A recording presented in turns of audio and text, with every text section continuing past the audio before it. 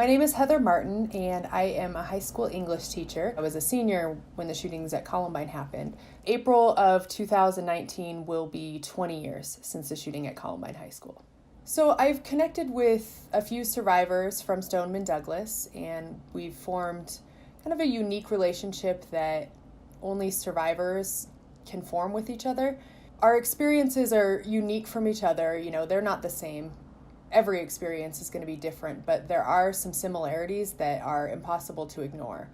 The anger, the guilt, the embarrassment, I find those to be really common. Trying to minimize your trauma is really common.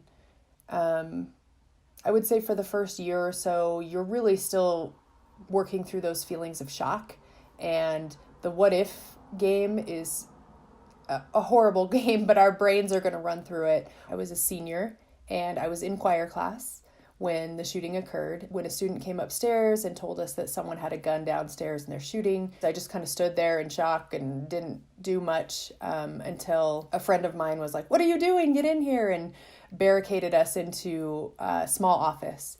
And we were there for 3 hours till the SWAT team came and rescued us. The most important part of my story is not what happened on April 20th. It's what happened in the recovery afterward. Being another Columbine 1999 survivor started what's called the Rebels Project. It's named after the Columbine High School Rebels, and we started it after the shooting at the Aurora Theater because we didn't want someone to go through what many of us went through for years after Columbine, which is essentially isolation, embarrassment, not being able to talk about it with people who understand. In our private Facebook group, we have around 900 members from 54 different communities that have experienced mass trauma.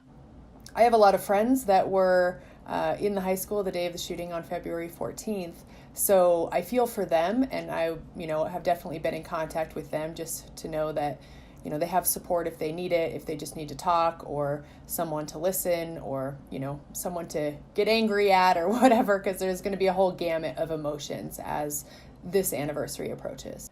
I want to tell survivors that it gets better. It gets better. And there are days when you're not going to believe that, and there are going to be really, really hard days. And there are also going to be some good days, and the good days are going to become more frequent, and, don't feel guilty about that. Don't feel guilty for laughing, and don't feel guilty for overcoming.